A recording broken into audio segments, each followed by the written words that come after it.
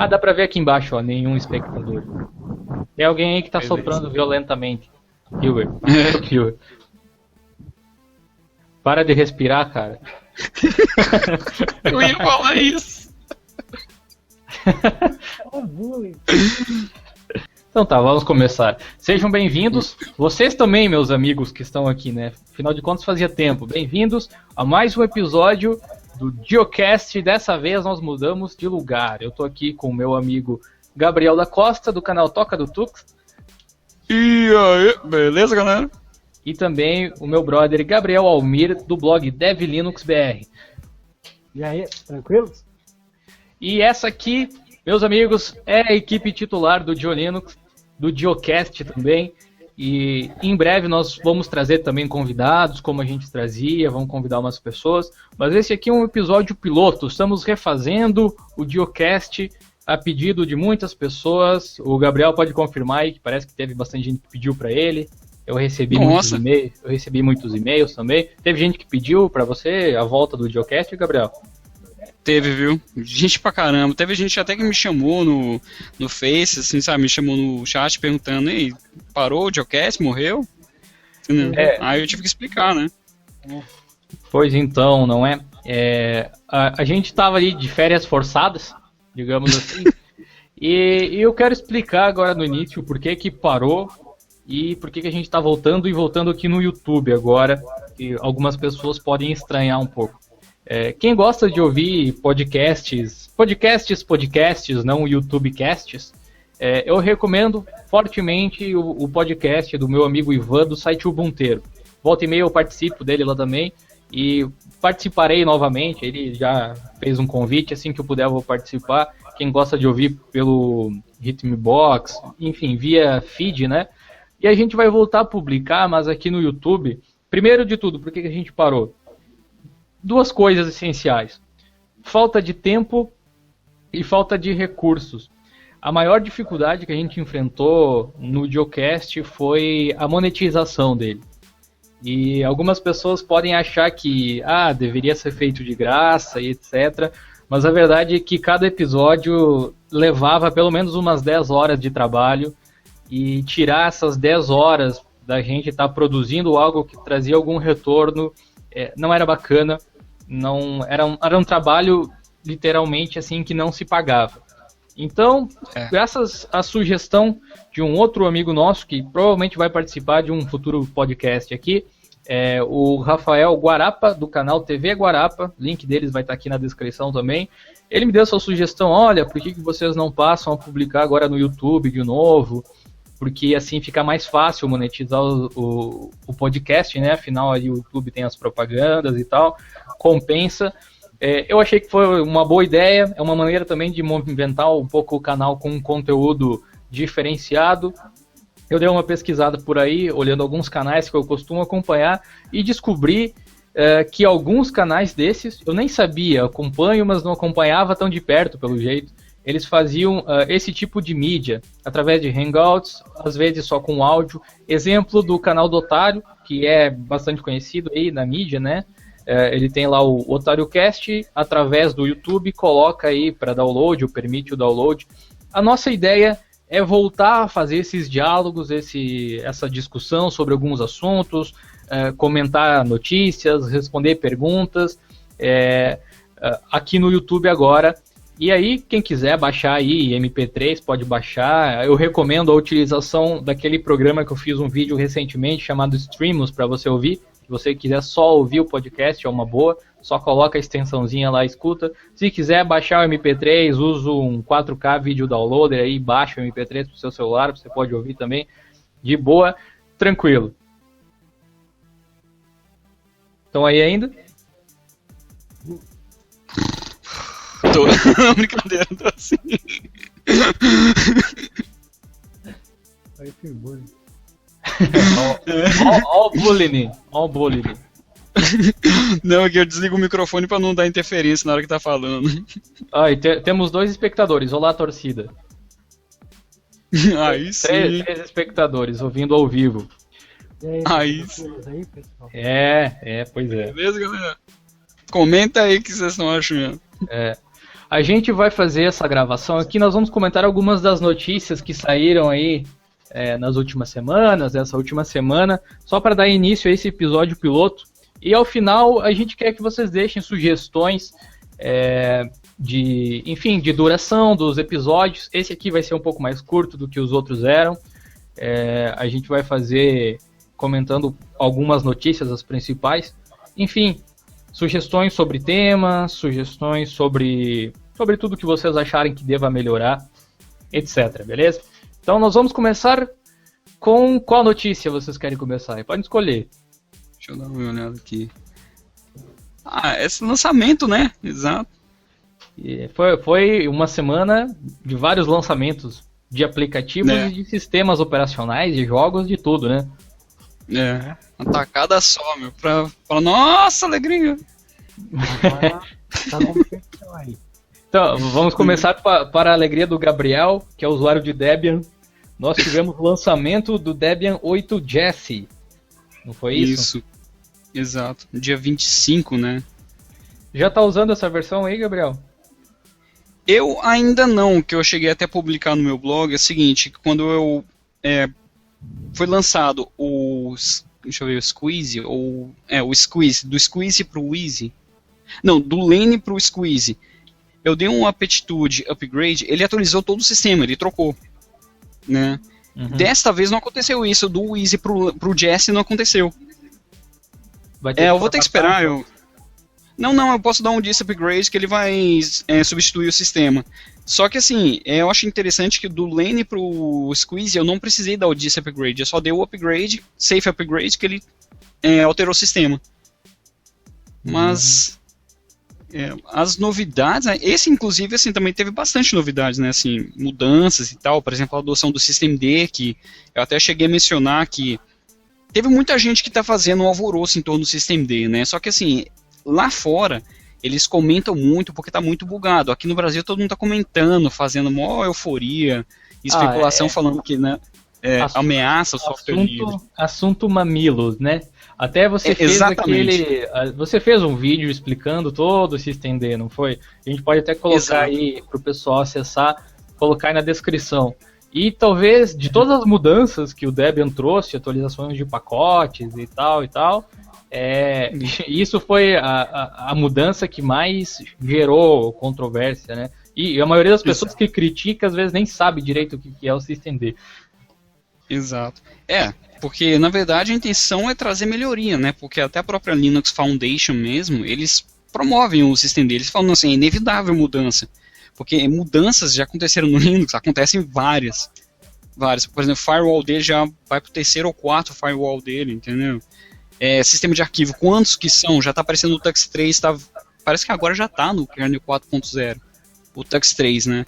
Uhum. Então, assim, tem coisas que vem, a intenção de vir a mudança é para melhora, só que, assim, o systemd só não está maduro.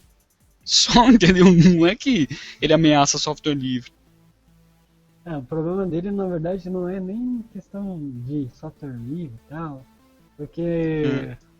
Na verdade, o problema dele é realmente esse, ele é muito bugado, ele permite coisas que no servidor seria horrível, tipo, desligar o systemd sem precisar da permissão do administrador. Nossa.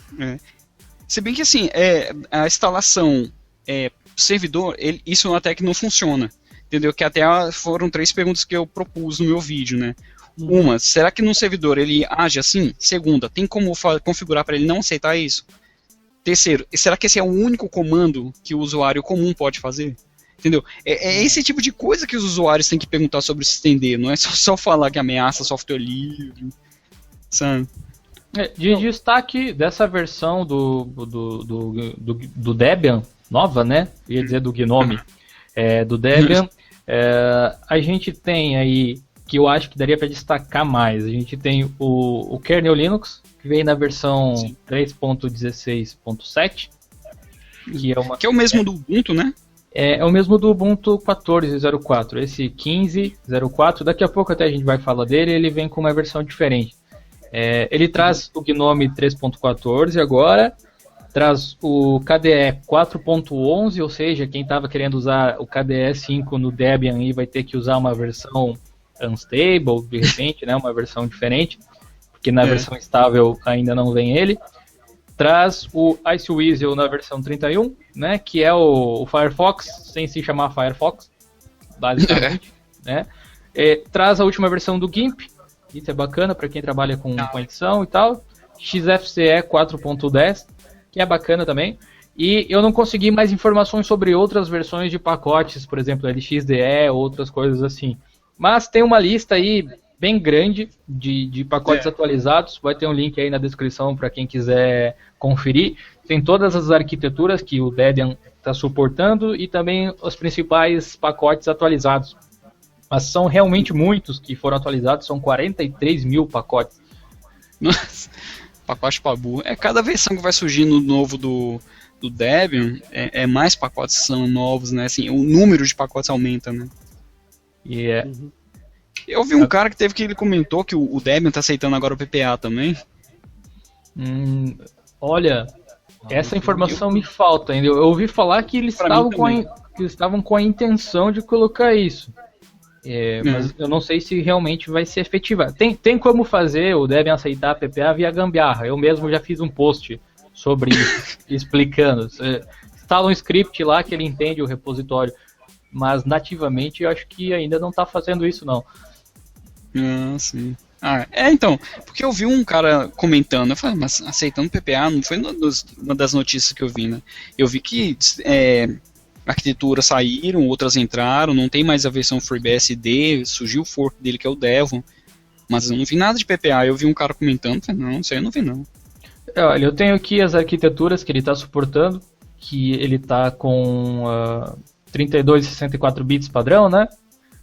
Isso. Motorola IBM, PowerPC, Isso.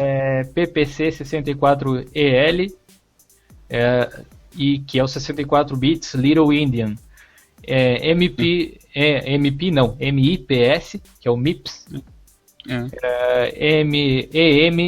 EMPSEL, que é o Little Indian de novo, é uma versão diferente. Tem um outro da IBM aqui que é 64 bits, que é o S390X, ARM, ARMEL e ARMHF, que é para hardware antigo. E aí tem um novo 32 bits para uma arquitetura que é uma arquitetura de hardware antigo. Parece que está dando suporte para novos hardwares antigos. Sim.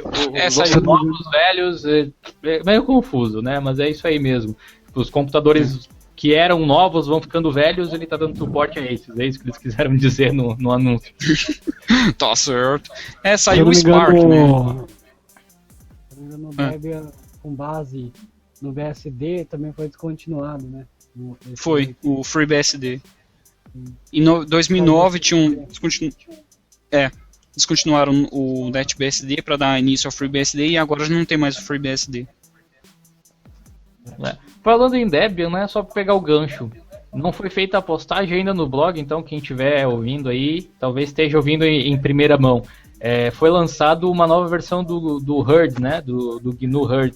E ele roda com o Debian, né? Só que o Herd é aquela coisa, né? Que a gente sabe, ele só suporta 32 bits ainda. Então, você tem bastante limitação, né?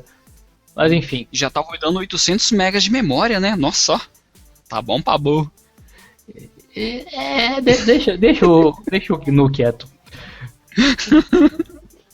Deixa o Herd lá. Quem sabe saia. Não vamos praticar o bullying. Bom, outro lançamento importante que teve recentemente foi o do novo Ubuntu 15.04 com o codinome Vivid Vervet, que já que o Debian aí estava usando a Cowgirl lá do Toy Story, o Ubuntu está usando um macaco ninja pensador. Tá certo. Teve bastante material que foi publicado no Diolinux sobre essa versão, tutoriais de pós-instalação, bastante dicas e tudo mais. E hoje, não sei quando você vai estar ouvindo isso aqui, mas hoje é dia 30, é uma quinta-feira. Hoje foi publicado ao meio-dia a review desse sistema no canal e também no blog. Então vai ter link aí para você conferir caso ainda não tenha visto. Não sei se um de vocês chegou a ver alguma coisa sobre o sistema, ou chegou a testar. O máximo que eu vi foi a questão do Unity 7, se não me engano, que é até mais bonito, e o kernel 3.19.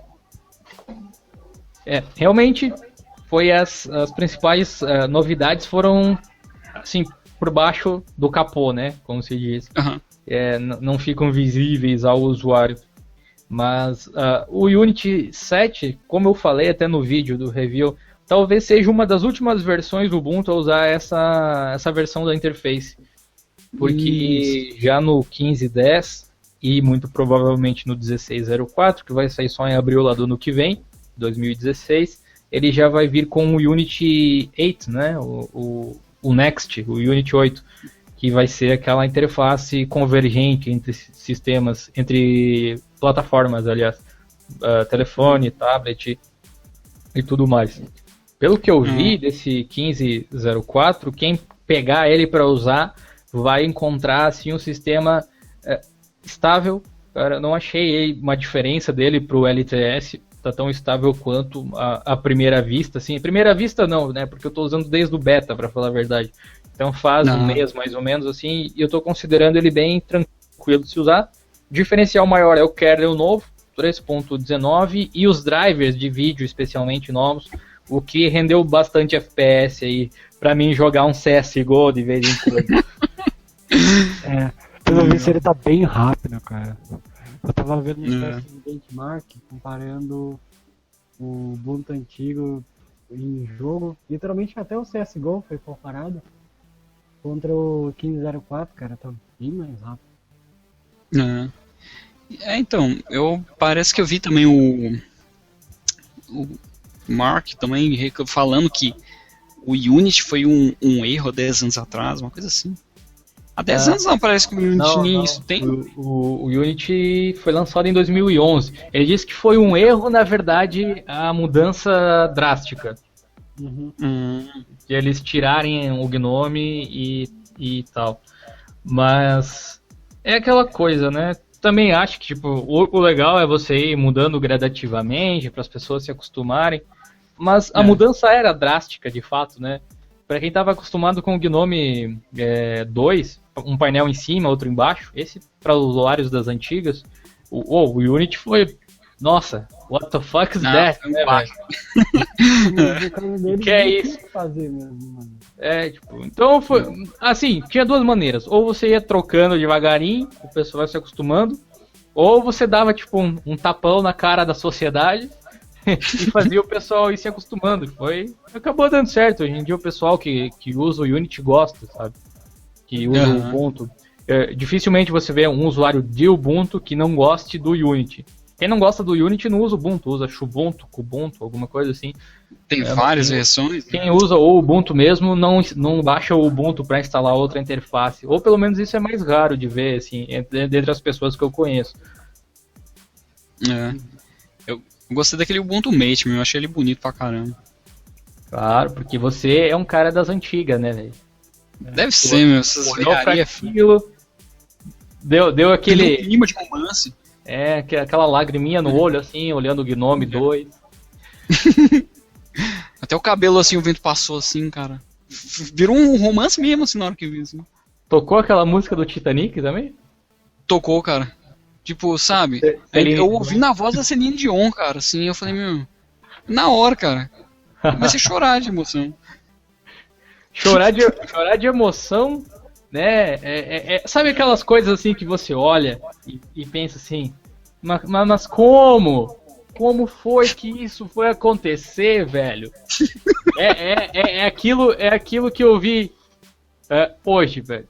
Microsoft lança Visual Studio Code para Linux. O cara lá, o novo CEO da Microsoft, o Satya Nadella, ou ele bateu muito forte a cabeça na mesa, ou o cara é realmente revolucionário, porque eu tô começando a gostar da Microsoft, cara. Eles estão tomando decisões inteligentes, apesar dos pesares. tem coisa pra caramba que aconteceu, né? O que marcou destaque no final do ano passado foi eles declararem que amam Linux, né? Sim, né? Sim. Eles amam o Linux porque o Linux dá dinheiro pra eles. Você vê. Como se não bastasse, por exemplo, ela liberou o código do .NET parece que vai expandir ele para Linux, para macOS. Estão falando aí em abrir código fonte do Windows. Agora lançam isso. Tornar open source, né? Pois agora... Eu acho difícil ainda o Windows superar o Ubuntu pelas coisas que eu gosto de mexer no Ubuntu, sabe? Mas que eu acho legal, velho, pelo menos pra quem usa o sistema, que a maioria das pessoas, muita gente se ferra por aí por causa de vírus e etc. E com esse novo método de desenvolvimento e tal, talvez essas coisas melhorem o produto deles, é disposto a pagar, né? Mesmo eles dizendo que vão dar atualização de graça lá e tal, não é bem assim, né? Algumas pessoas entenderam errado. Até teve um vídeo lá que eu fiz meio que explicando isso. Ele está um pouco desatualizado hoje porque eles mudaram algumas coisas, mas enfim. Acrescentando... O Killer, você conhece esse editor aí, o Visual Studio Code? Sim. Eu uso ele mais por causa de C#. E ele tem agora também ele tem integrações, tem plugins basicamente de Python. Também é possível utilizar Visual Basic nele. Aliás, faz um bom tempo que é possível fazer isso. F# e tal. Ele é bem completão, cara. Na linha do .NET, ele cumpre o que ele propõe. Legal. Aqui, olha só, teve um cara no post aí do Microsoft Visual Studio que comentou que deu um problemazinho. Ele colocou aqui, ó, o nome do rapaz é Jean Alves de Oliveira, ó. Ele colocou aqui: experimentei por alguns minutos o Visual Studio Code aqui no meu Mint 17.1, depois voltei pro Brackets, após o Visual Studio Code me ajudar, entre aspas, fechando as tags IMG do meu HTML. Tipo, eu digitava o IMG e o SRC, né, com o link da imagem, e ele completava fechando com o barra IMG. Tipo, daí não dava certo. Ele fechava no lugar errado. Aí ele disse que voltou para outro código. Aí teve um rapaz que comentou até que não espera que esteja 100% no primeiro dia, correções e tal. Mas tipo, isso daí é do plugin do Web Development, é alguma coisa assim, algum plugin que eles incorporaram recentemente. Então não é meio que base do Visual Studio. Eu acho que é normal. Talvez esteja mal configurado, então pode ser? Isso é tipo um plugin interno que eles botaram na versão por padrão somente na versão 2013, se não me engano. 2015. Eu posso estar errado, mas em 2015 que vai se tornar padrão mesmo. Vai estar legal. Mas por enquanto. Legal. Porque o propósito dele, cara, que eu, se não me engano, é bem nisso mesmo. C#, F# e Visual Basic. Coisas afora disso, é claro, Brackets, cara, é um editor feito para HTML, CSS, JavaScript. Então, cara, ele é foda em HTML, CSS e JavaScript. Não tem como comparar. Ele foi feito, mano, pra isso. E JavaScript eu acho da hora. Mano, você debugar Node no Brackets é a coisa mais da hora do mundo. Tipo... mano, o bagulho sai o console ali, mostra tudo o que você tem que fazer. Você já tem um gerenciador do que você vai fazer, você vai rolar, você não precisa nem entrar no terminal. Se você não gostar do terminal, por exemplo, você roda ali, de boa. Legal. Quero só adicionar um comentário que eu tava reparando que o pessoal que tá assistindo aí a gravação do Geocast ao vivo pediram se vai ter, pra gente falar sobre o Linux educacional aqui, o Átila Camargo. O Linux educacional provavelmente pode ser um tema de um outro Geocast, a gente faz um Geocast só de distribuições brasileiras. Aí a gente Pode fala ser. do Linux educacional, beleza? Uma outra coisa que aconteceu essa semana envolvendo a nossa querida Microsoft é que eles lançaram, cara, a ideia, na verdade foi ontem, né, que saiu até, de um projeto chamado Continuum. A ideia é que você pegue o seu smartphone, ligue no seu PC e continue trabalhando com Windows. Né? Eu já vi isso em algum lugar, né? Pois é, cara. Foi exatamente isso que eu comentei lá no post, porque, coincidência ou não, é exatamente a mesma ideia que a Canonical teve há um ano, um pouquinho atrás, 2 anos, com o Ubuntu LED. Exatamente a mesma coisa. Você pluga o smartphone e ele vira o seu computador. Só que tem um pequeno diferencial aí que se chama dinheiro, que a Microsoft tem, que a Canonical infelizmente não teve para realizar lá o projeto do Ubuntu Edge, porque ia ser um puta de um smartphone, né, cara? Até deixa eu ver aqui, eu acho que eu tenho as especificações aqui do smartphone. Olha só, era para ser um Ubuntu Phone, digamos assim, ia carregar o Ubuntu Touch, o Ubuntu Phone e o Android Dual Boot. Ia ter um CPU multicore, aí, não se sabia de quantos núcleos ainda, 4 GB de RAM e 128 GB de armazenamento, com tela em HD. E, enfim, outras coisas, assim. Até tem um comparativo que o pessoal fez na época com os Galaxy e com o iPhone, e dava um banho, né, a imagem conceitual. Infelizmente, não saiu do papel. E tem muitos projetos que acontecem isso, né? O próprio caso da convergência, que a própria Linux Foundation disse que é esse mesmo caminho, os sistemas têm que ir convergindo entre plataformas. A Canonical começou muito antes com essa ideia, que a Microsoft, e vai terminar depois, justamente por causa do dinheiro para desenvolver. É fogo. Envolve muita grana assim para poder fazer isso? Eu não consigo dizer exatamente quanto, né? Mas no caso do Ubuntu Edge, eles tentaram fazer um crowdfunding no Kickstarter, se eu não me engano. E eles estavam pedindo 32 milhões de dólares. Que na verdade seria mais ou menos metade, o resto o Mark ia pagar. O Mark Shuttleworth lá, o fundador da Canonical. Só que eles arrecadaram, se eu não me engano, 23 milhões e tal. Bateu o recorde do Kickstarter como o projeto que mais arrecadou fundos. Mas mesmo assim não foi o suficiente, né? Uma pena, né? Mas, aliás, comentando isso aí, a gente estava até falando, essa não é a primeira ideia que a Microsoft copia, né?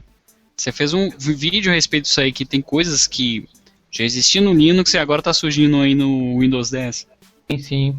Tem vários exemplos, né? Se você pegar, não precisa nem ser o Windows 10, pode pegar o Windows Vista, ou o 7, sei lá, que é o KDE, né, velho? É o KDE. Exatamente. Com toda a tramóia, tipo, com comps e tal. Fizeram até um vídeo quando lançaram o Windows Vista, teve um cara que fez um vídeo assim, comparando e tal, os efeitos de um pro outro. E... não foi aqueles negócios... Não foi você que me contou uma história de que o pessoal na Austrália levou o KDE pra dar uma volta lá, dizendo que era o Windows? Sim, foi a história do KDE 4 quando lançaram, assim. Aí eles saíram na rua falando isso aqui. O que vocês acharam isso aqui? Achei lindo, o que é isso? É o novo Windows, todo mundo acreditando, todo mundo querendo usar. Pois é, né? Aposto que não usaria. Então muita gente... Outro que gosta de você usaria. Mas, tipo, a maioria que já tá acostumada com Windows, aposto que ia rejeitar. Achou massa, Mara. Aí não. Por algum motivo, não sei dizer fora do Brasil, velho, mas assim, por algum motivo no Brasil, o termo Linux, ele sofre o preconceito. Se a distribuição carregar o nome Linux, já é algo assim que o cara já olha, não sei não, velho, não sei não. Até antigamente chamava Ubuntu de Ubuntu Linux, porém depois agora só chama de Ubuntu.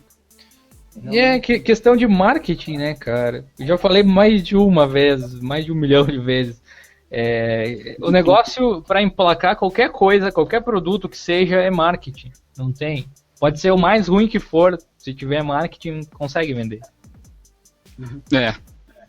Isso é inevitável, viu?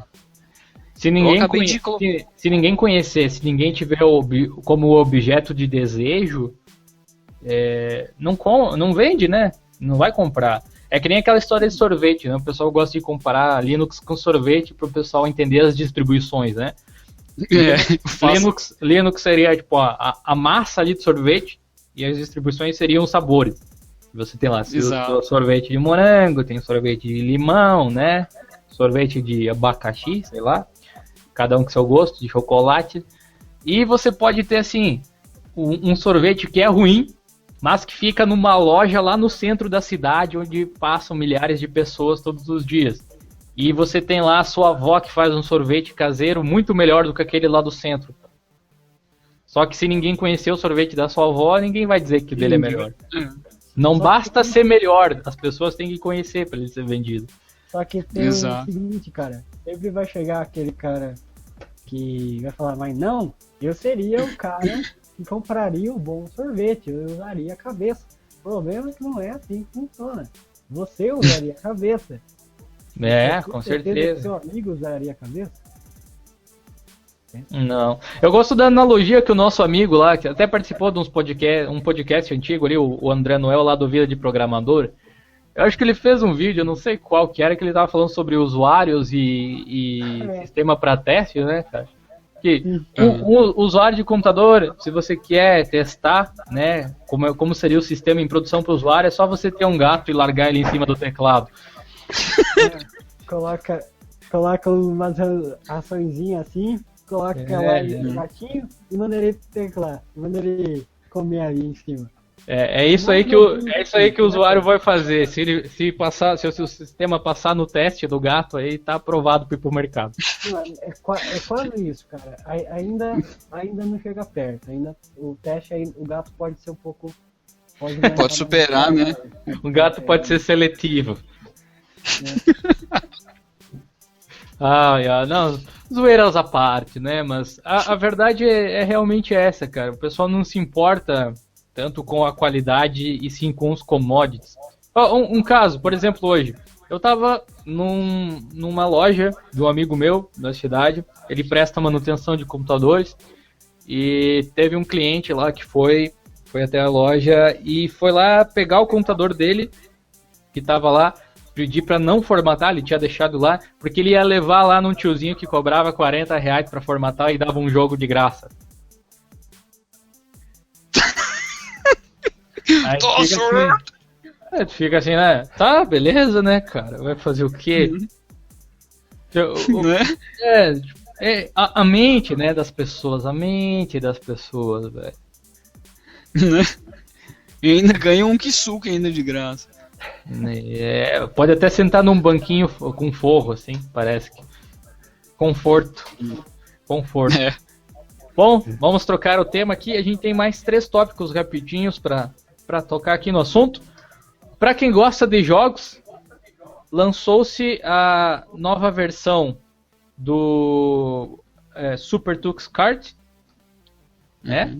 E esse Super Tux Kart aí, para quem é chegado no movimento, ele tá com uma engine nova, uma engine que chama Antártica, que deixa os gráficos assim mais bonitões ali. Tá com um gráfico bem bacana. Tem um vídeo demonstrativo, um trailer ali que eu postei no blog de Linux. O link vai estar aí na descrição para quem quiser curtir. O lançamento do jogo, pra mim, foi Outlast pra Linux. Pra mim, nem tanto. Eu vi até os comentários. Mas enfim, eu vi que os gráficos dele estavam bem bonitos, né? Esse último Tux Kart. Sim. Na verdade, eles já estavam prometendo essa mudança, né, há algum tempo. Mas só agora parece que saiu. Ainda não está nos repositórios das distros, mas já dá para baixar lá, dá para jogar tranquilo. Mas daqui a pouco eu acho. Daqui a pouco entra, né, provavelmente. Você vê, isso tudo é igual o vídeo que eu fiz sobre games, né? Não adianta, isso é só uma questão de tempo. Falar que Linux não foi feito para jogos, é besteira falar isso. Ele não foi feito com o objetivo de game, né? Mas ele foi feito para qualquer objetivo. Então aí que tá. Ele não foi feito para jogos. Tem como, né? Na verdade, mano, vamos falar a verdade. Nem o Windows foi feito para game. Para jogos. A biblioteca dele, sim, o DirectX foi feito para jogos. Sim, cara, pega um PC antigo. É que tem um pessoal que não viu revista antiga de PC. Mas pega PC antigo e falando de jogos. Cara, os primeiros jogos eram tratados assim. Mas como que jogos vão ter para PC? Quando que um PC seria capaz de superar os consoles? Então. Exato. Porque assim, você parar pra ver. O sistema ele é propósito geral. Então, assim, não é especificamente assim, ele não foi feito. Né? Ainda mais o Linux, você pode usar pra qualquer coisa que você queira, mano. Você pode usar pra coisa até meio obscena, mas enfim, entendeu? Tá que nem aquele cara, a história daqueles caras que instalaram Linux numa batata, né? Então, tá vendo? Pra quê? Por que o cara vai instalar uma batata, ué? Porque dá. E conseguiram editar um arquivo de texto no Vi, né? Se eu não me engano. Foi, então. Aí que tá, que tipo, ele não tem especificamente um propósito. Aí tem cara que fala assim, não, Linux é só pra servidor. Ué, mas ele nasceu num desktop, cara. Né? Então, assim, desenvolvedor ou pode ser metido também, nem precisa ser desenvolvedor. Tava falando contigo, né, Gabriel, hoje mais cedo, que o Google Chrome é basicamente tudo que precisa para trabalhar, praticamente, que eu preciso, no caso. São poucas as aplicações que eu preciso realmente que estejam instaladas no computador, apesar dos pesares. Então, quem for manjão aí, vocês estão ligados, talvez, tem um vídeo aí no canal até de um sistema operacional que chama Chromixium OS, que é a ideia de ser um Chrome OS, só que com uma interface lá diferente e que rode aplicativos nativos. A minha proposta é a seguinte: alguém pegar um Ubuntu, tirar tudo que tiver, tirar os painéis, afinal de contas o menu de contexto lá do XFCE tem a seção aplicativos, e de alguma forma instalar uma seção Chrome OS nele lá. É um sistema que eu usaria, eu acho, no meu netbook, velho. É tudo que eu preciso. Então, fica a dica aí pra quem for metido, pode fazer um desses aí. Agora, nós vamos falar...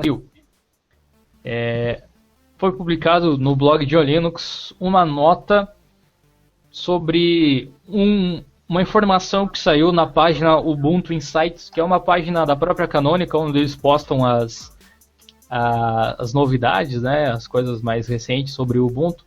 E o post em si não era a respeito disso, era sobre a possibilidade de vender computadores como uma plataforma OEM, com hardware, né, compatível. Tipo, por exemplo, a Dell chega lá para a Canonical e diz assim, a gente quer vender um notebook com Ubuntu, vamos fazer o sistema casar direitinho aqui com esse modelo. Aí tinha isso.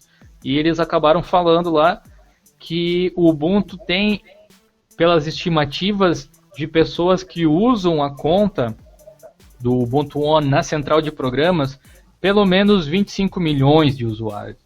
Nossa! E isso é o que ele falou só do Ubuntu One, que já está extinto, né? Mas não o Ubuntu One, é que o Ubuntu One ainda é utilizado como forma de login, né? Na central de programas. Mas eu, por exemplo, até fui olhar lá, o meu nem tá logado. Então, talvez tenha mais gente cara, ainda, né, que não esteja. Eu não logo, sinceramente. Eu instalo lá o programa e acabou. Pois é. Então, e essa estimativa para mim, que eles ficam falando de 1,6% de usuários de Linux no mundo, isso para mim já foi faz tempo, meu, porque desde que eu uso Linux eu vejo só esse número de 1, alguma coisa por cento. Com esse negócio de... Realmente. É que, velho, é difícil você contabilizar a instalação de Linux, né? Como é que vai fazer para registrar cada instalação? Então, mas sabe o que eu achei incrível? Isso aí que a Canonical está apresentando, a Apple já apresentou dessa forma também, sabe? Nas apresentações dela, ela apresentou quantos usuários migraram de um sistema para o outro do macOS, sabe? Tipo assim, do Vista para o 7, do 7 para o 8, quantos migraram de um para o outro? sabe? Tipo, do XP pro Vista, do Vista pro 7, do 7 pro 8, do 8 pro 10. Aí eles mostram a quantidade de pessoas que foram migrando de Windows. Agora de macOS, do Leopard pro Snow Leopard, do Lion pro Mountain Lion, do não sei qual que veio depois disso. Mas assim... O Yosemite, não é? O último aí. Isso, exato. Exatamente, foi inclusive nessa época do Yosemite. Aí assim, Pô, se a Apple tá fazendo dessa forma, tá contabilizando dessa forma, então por que de Linux de modo geral, não só o Ubuntu, não é contabilizado também? Entendeu? Uhum. Que os caras estão querendo contar é número de vendas de caixinha, pô. Não, entendeu? É só assim que vale. Contabilizar dessa forma, não é? Certeza, né? Pra te ver, né? Na verdade é que agora eu tava relendo o post aqui, além de usar aquela base lá de Ubuntu One, eles usaram aquela questão que o pessoal reclama aí, tem gente que fala que o Ubuntu envia informações para Canonical e tal. É através desses envios ali que eles conseguem estimar quantas pessoas estão usando o sistema. Então é através da Dash, do Unity. Inclusive é uma coisa que dá para desligar, né? Se você não quer que envie, dá para fazer. Mas por padrão ele envia. Que é um diferencial, velho. Porque esse é um tipo de dado que você tem que apresentar para um cliente, né? Eu vou chegar, diferente de outras distros Linux que são mantidas por simplesmente comunidade, né? Pela boa vontade, na maioria das vezes. O Ubuntu tem que ser vendido para Canonical continuar existindo. Então eles podem chegar lá numa Lenovo da vida, por exemplo, que vem apresentar esses notebooks, ó, a gente tem essa base de usuários aqui, vamos vender um computador com Ubuntu, um modelo? É esse tipo de coisa aí, né? Mas o número impressiona, cara. Fora exato, isso, porque assim... Não serve nem só pra como fala, para usuários, cara. Sim, ajuda principalmente os usuários. Mas se você pegar desenvolvedor, por exemplo. Desenvolvedor, quem trabalha com desenvolvimento web, sei lá, sistema, qualquer coisa, normalmente sabe que quando vai trabalhar numa empresa, tem aquela empresa que é uma tecnologia nova, não vou implementar, porque sei lá o quê. Aí passa perrengue. Aí não, você sabe que aquilo do jeito deles vai dar merda, mas né, você pode levar, mano, você pode apresentar esses ajudando com essas estatísticas, você pode usar isso para apresentar isso para eles. Falar assim, ó, não é só não é uma empresinha do nada ali, um grupinho que tá usando, é o Google, sei lá, sim, é verdade. Usuários. É igual chega Python, por exemplo, mano, eu às vezes eu vejo por aqui, mais perto, o pessoal fala, Java, sei lá o que, Java C Sharp, na verdade é muito mais, eles falam muito mais C Sharp e PHP por aqui. Python não é uma linguagenzinha de nada, e eu falo, cara, você já reparou que se ela fosse apenas uma linguagenzinha, Discuss não usava, YouTube não usava, Google não usava, então tem errado, né? Com certeza. É ignorância, né? Não no sentido de burrice, mas de não saber mesmo, de ignorar as informações, ou procurar não saber, né? Por exemplo, essa questão ali dos 2%, eu fiz uma conta ali, tá no post aí, que eu vou deixar na descrição depois aí, depois que eu editar aqui esse podcast. Assim, eu peguei dados de uso da internet lá da Wikipedia, que mais ou menos o seguinte, ó, segundo os dados, o uso da internet, e no caso por consequência dos computadores, e também dos smartphones agora, ele mais do que triplicou do ano 2000 até 2010. Então tem cerca assim, de 2 bilhões de pessoas, pelo menos, utilizando essas tecnologias, utilizando a internet no planeta. Provavelmente o número é maior, né? Por causa dos smartphones e tal.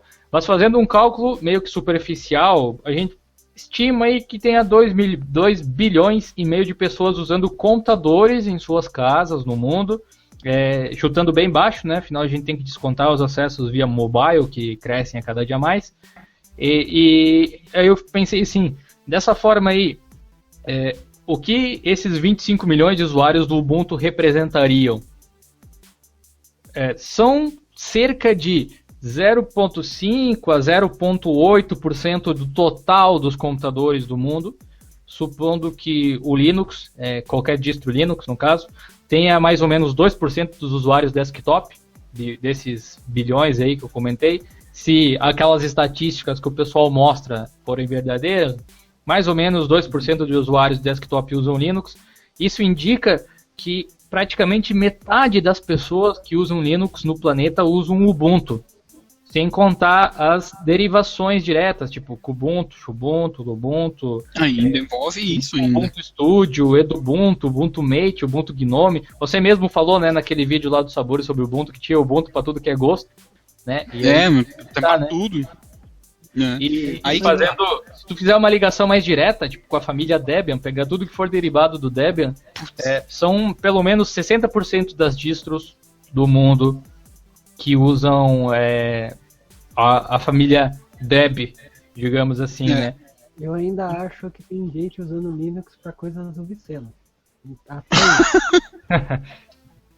Não, isso aí sempre vai ter.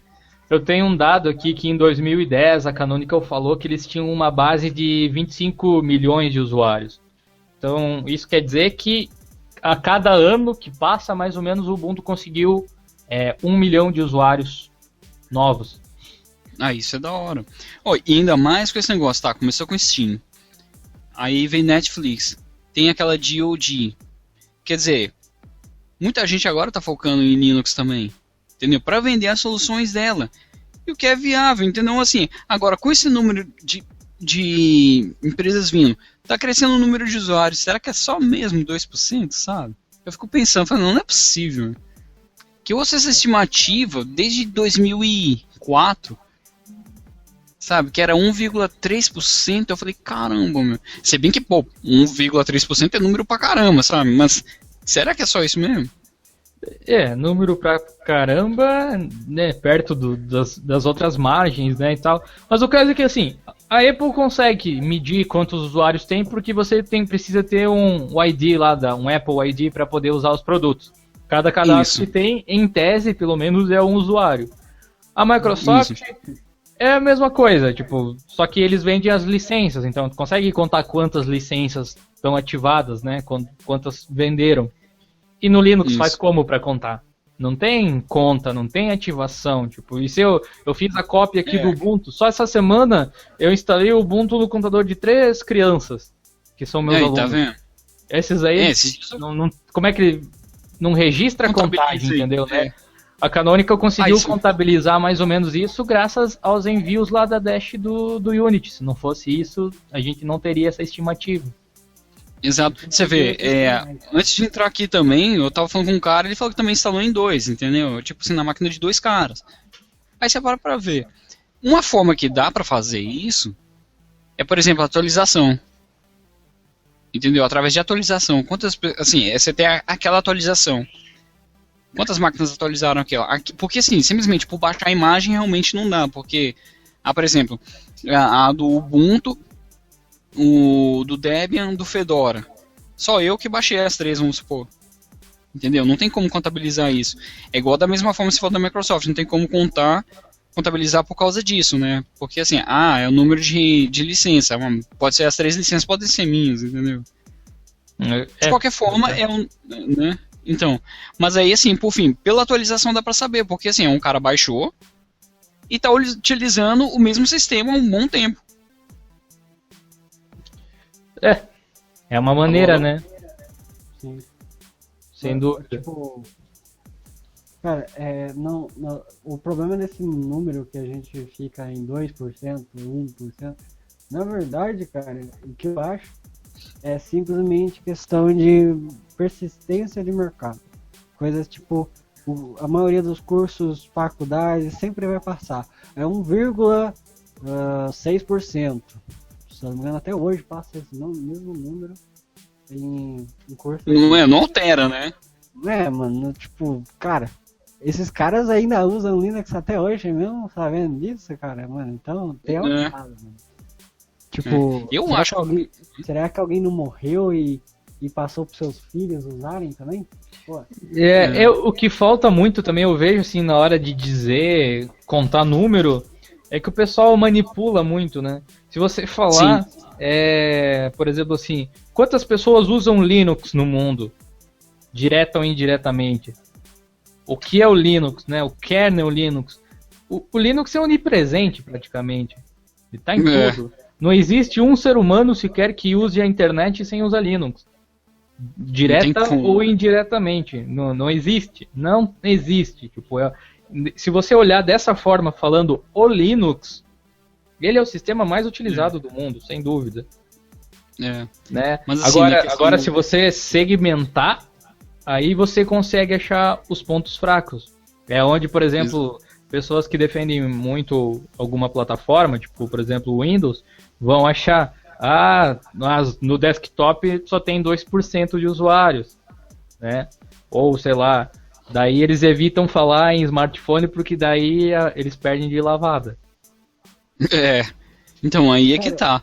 Mas tem tipo uma certa persistência nesse negócio, porque, vamos dizer que sejam, sei lá, 5%. Ainda assim, o Windows seria mais usado no desktop e o Ubuntu, no caso, por exemplo, seria menos usado no desktop. Ainda assim, teria um ponto fraco. Porém, o ponto a maioria faz a mesma coisa com GIMP, cara. Tipo, a faculdade, sei lá o que, usa Photoshop porque é patrocinada pela Adobe. Tem cara, essas ainda. É tipo uma cola. O Photoshop é incrível, e aí tem a soluçãozinha lá chamada GIMP, mas ninguém usa. E é isso que eu ouço, cara. Literalmente. Você pega em qualquer curso, ou até com qualquer professor, você vai ouvir a mesma coisa. Tem o GIMP ali, mas ninguém usa. Como assim ninguém usa, cara? Tem muita gente que usa. Tem o Blender, mas os caras são patrocinados pelo... A maioria desses programas aí você pode ver que eles atendem interesses comerciais, cara. Exato. Tipo assim, uma coisa que as pessoas têm que entender muito bem, tipo, eu acredito que você tem que usar Linux porque você gosta, porque você acha melhor, não porque você odeia o Windows. Tipo, usar Linux porque você odeia o Windows sei lá, eu acho estranho, mas enfim, cada um. O que o pessoal tem que entender o Windows não tem a intenção de ser mais seguro, porque acaba com toda uma indústria de software antivírus, de proteção, de pessoas que vendem soluções para isso. Então, assim, eles têm que melhorar a segurança, eles melhoram a segurança ou bugs graves, assim, mas a proteção mesmo, que é uma coisa que eles poderiam... Por que a Microsoft não faz um antivírus sem ser aquele Microsoft Essentials lá, que, enfim, francamente, né? Ou aquele Windows Defender lá, que traz junto e não protege o sistema como deveria. Porque não tem interesse, eles têm ganham muito mais com parceria com o Avast, por exemplo. Aí o que acontece? O cara instala o Avast tem parceria com o Dropbox. Aí instala o Dropbox junto. O Avast tem parceria com a Google, instala o Google Chrome junto. Quem já instalou aí o Avast sabe. E assim uma coisa puxa a outra. Vai lá instalar o Dropbox, com o instalador do Dropbox, ele vai puxar, sei lá, uma barrinha do Baidu lá, por exemplo. Apesar do pessoal não gostar do Baidu e etc., cara, eles se fizeram através disso, através do Baixaqui lá, baixando instaladores e instalando a solução deles. E graças a essa solução instalada, lá na barrinha de anúncios dele tinha um monte de site diferente, inclusive o site da Microsoft, site do Facebook, Twitter, um monte de empresas grandes ali. O mercado depende desse tipo de venda, assim. Por que, por exemplo, o Windows não tem determinadas funções? Por que ele não traz drivers, por exemplo? Como é que o Linux consegue, sendo desenvolvido pela comunidade, por que o Linux consegue dar um suporte muito mais out of box do que o Windows para drivers? Pô, placa da NVIDIA funciona tranquilamente, ele não tem desempenho 3D bom o suficiente para jogos com os drivers open source, mas dá para usar, cara, tem a resolução certinha. Agora, formata um PC com Windows, por exemplo, você não consegue nem navegar na internet, às vezes, porque não tem driver de rede. Mas tu vai pesquisar na internet, tu acha um monte de software lá que baixa drivers para ti, por exemplo, os Slim Drivers da vida, tá lá, certificado pela Microsoft. E esses programas têm versões pagas, por exemplo. Enfim, é todo um ecossistema feito para que pessoas criem serviços pro Windows. É assim também que eles ganham. Afinal, muita gente pirateia, né? É uma maneira de você meio que contornar esse tipo de coisa. É umas tramóia por trás dos panos aí que quase ninguém sabe, né? Então, isso até é legal, cara. É um plano de negócio que funciona até hoje.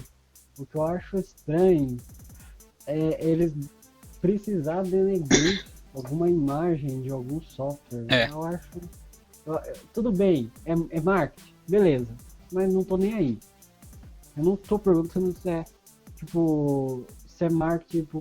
porque vai chegar o cara lá, mas é marketing, beleza. Mas é igual o John falou. Esse sistema funciona. Beleza. Mas precisa denegrir realmente, cara?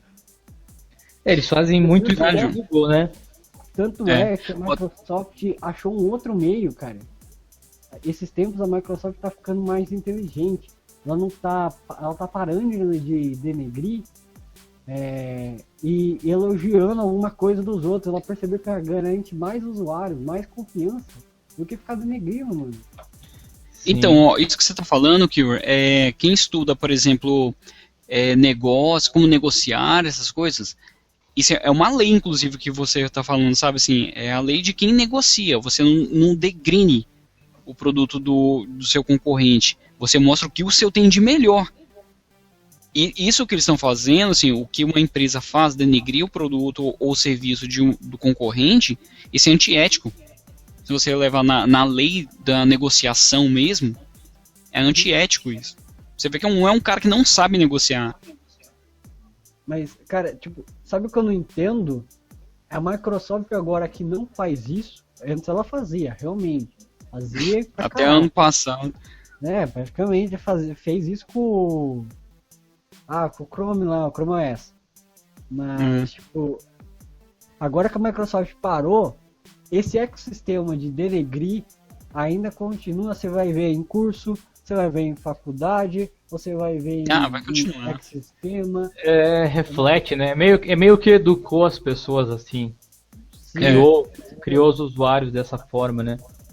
Bom, pessoal, tá dando já 1 hora aí de podcast. Eu quero fazer uma recomendação final sobre o vídeo que o Gabriel fez sobre o Red Hat Linux, não é isso? Comenta aí alguma coisa, Gabriel, pra gente finalizar. Tá bom. Eu fiz, na verdade, tô tratando em fazer documentários, como se fossem documentários das principais distribuições, né? Qual que vai ser a próxima? Já tem ideia? Já. Eu queria deixar como surpresa, mas não vou ter como, vou ter que contar porque sabe como é que é, né? Bota o trailer aí, acho que o pessoal não então. Boa ideia, hein? Vai ser sobre o SUSE Linux. Lá eu vou explicar como eu faço sempre, eu vou explicar a origem, o que levou a criar a distribuição, o nome dela, o logo dela, o mercado dela. Não esquece de botar lá o clipezinho que eu gosto do camaleão. Eu pensei nisso mesmo, inclusive. Inclusive até dando... Tem um link, eu acho, aí no Diolino sobre isso. Eu vou colocar aí pro pessoal ver. É muito da hora, quem puder, veja lá. É desse tipo de propaganda que o Linux precisa. É melhor que o original. É melhor que o original. Pior que ficou. É uma paródia daquele vídeo que bombou faz um tempinho aí na internet, aquele What Does the Fox Say, não é isso? Mais ou menos, né? Só que no caso é o camaleão que fala. E você fez um artigo também, né, Jonathan, em cima do Red Hat também, que até explica, né, antes até da Canonical fazer isso, a Red Hat era dominante aí também. E até, na verdade, até hoje né, no mercado de servidores, assim, prestação de serviço em Linux. Ela só não é tão popstar. Exato. É porque o mercado dela é diferente, né, do da Canonical. Exato. O dela é mais empresarial e o Canonical é desktop. Assim, uma coisa uniu a outra, tipo assim, uma coisa casou com a outra. Isso eu acho lindo, cara, assim, o mundo Linux, sabe? Um atendendo a necessidade, um campo, outro atendendo o outro, e o Linux está tomando bastante coisa aí. Lá vai dar para saber bastante coisa sobre Linux, as distribuições derivadas, inclusive uma forte que quem me ajudou foi o Aprígio Simões, que foi sobre o Yellow Dog, nome da distribuição. Eu não sabia não, mano. Isso foi muito Oi? massa. Essa do nome, né? Ficou um documentário assim que trabalhei bem, assim, eu preocupei em fazer e refazer para ficar uma coisa boa. Quem assistir vai gostar pra caramba. Muito bacana. Eu assisti, recomendo, tá lá. Vai ter o link aí também para quem quiser ver. E tem outros, né? Você fez do Debian, fez do Ubuntu, que a gente já comentou antes. Tem do Slackware também, não tem? Tem mais algum? Isso. Por enquanto, só do Slackware, Debian, o Ubuntu. Eu fiz um também sobre o Solaris, mas mais por causa de um boato, né? Que falaram que o Open Solaris era um Linux. Falei, não, vou ter que desmentir isso. Antes que isso caia na boca de mais gente. Beleza, então. Entendido. Eu agradeço a participação dos nobres colegas aí. A gente vai ter... Vamos tentar fazer o possível para trazer um episódio desses por semana. Aqui... As nossas gravações, elas são semi-secretas, né? Mas sempre tem um pessoal pobre. Então, vai um tchauzinho para quem está assistindo aí agora. Muito obrigado. Vocês são a nossa plateia. É tipo plateia ao vivo, sabe? Tipo Friends, esses seriados, assim. Isso aí. Bom, agradeço a participação da galera. Obrigado, Gabriel da Costa, do canal Toca do Tux. Valeu. Obrigado ao Gabriel Almir, do blog Dev Linux BR. Falou. E nós voltamos na semana que vem. Não esqueça de deixar aí a sua opinião sobre esse podcast, esse YouTubecast aqui, na verdade. Que a gente está experimentando, que eu acho que é a única maneira realmente da gente continuar fazendo esse tipo de mídia aqui, desse trabalho, colocando no YouTube. De outra forma, não ia ter como fazer e ia acabar falecendo, né? Fica o convite aí para quem quiser passar na nossa loja, www.geostore.com.br. O link continua, como sempre, aí na descrição. A gente também tem uma extensão mais do que marota aí para você colocar no seu navegador para receber as atualizações do canal quando for postado um vídeo novo. Aí vocês recebem sempre ali. Ele fica uma extensãozinha, um íconezinho bem discreto lá no cantinho do seu navegador. Quando sair um vídeo novo, ele mostra lá um númerozinho 1, indicando que tem um vídeo novo para você assistir. Beleza? Até a próxima. Muito obrigado. E finalizando a transmissão de Geocast, vamos para o bar beber cerveja agora.